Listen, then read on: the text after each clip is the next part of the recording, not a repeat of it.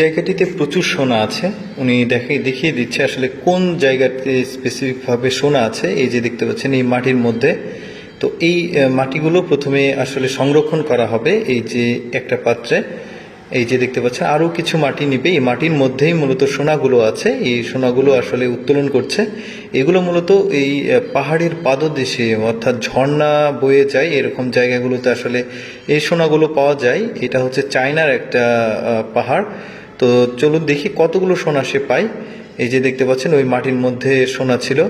এই যে দেখতে পাচ্ছেন প্রচুর সোনা আছে। এই যে মানে ওরা যে এত সহজে সোনাগুলো উত্তোলন করতে পারে, মানে এই জায়গাগুলো আসলে আমাদের দেশগুলোতে নাই।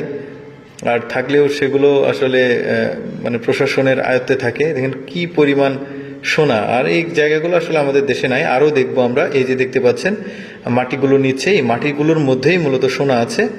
এই যে একটা লোহার দণ্ড দিয়ে এই মাটিগুলো খোঁড়া হচ্ছে। এরপরে পাত্রতে মাটিগুলো নেওয়া হচ্ছে। এর ভেতরে সোনা আছে।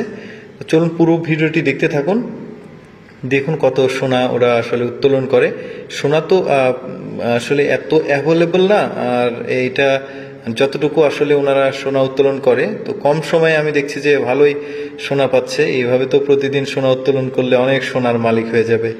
আর সোনার যে দাম বর্তমানে, ওরে বাবা, অনেক দাম।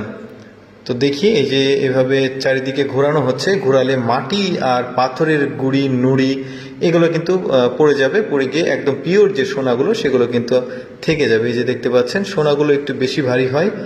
এই যে কত সোনা দেখুন, কত সুন্দর করে সোনাগুলো উঠে আসছে। আমরা আরেকটু সোনা তোলা দেখব। আরও কিছু জায়গাতে স্বর্ণ তুলছে।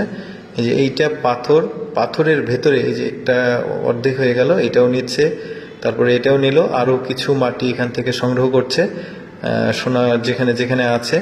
আসলে ওনারা বুঝতে পারে আসলে কোন জায়গাতে সোনা থাকে, সেই জায়গাগুলো ওনারা আসলে খুব ভালোভাবে বুঝতে পারে। এই যে এখান থেকে মাটিগুলো তুলে নিচ্ছে। এবার এই যে এইটাতে ধোবে, মানে ওয়াশ করবে এই জিনিসগুলো। পাথরের নুড়িগুলো ফাটাচ্ছে যাতে ভেতরে সোনা থাকলে ওখানে পড়ে যায়। এরপরে কাদা মাটি যেগুলো আছে সেগুলো আসলে ফ্রেশ পানিতে গিয়ে পরিষ্কার করছে। এগুলো সাধারণত ঝর্ণার পাদদেশে এই সোনাগুলো পাওয়া যায়। কারণ ঝর্ণাতে কিন্তু অনেক বছর আগের, কোটি কোটি বছর আগের কিন্তু পাথর থাকে। পাথরের মানে নিচে কিন্তু এই সোনাগুলো থাকে। এই যে দেখতে পাচ্ছেন স্বর্ণ, এটাতে অবশ্য কম, আগের দুইটাতে খুব বেশি ছিল। যাই হোক, ধন্যবাদ সবাইকে এই ভিডিওটা দেখার জন্য। আমি আসলে ভাবলাম যে আপনাদেরকে সোনা উত্তোলন করে দেখাই, উত্তোলন করা আসলে ভিডিওগুলো দেখাই আপনাদের, এই জন্য আর কি দেখাচ্ছি।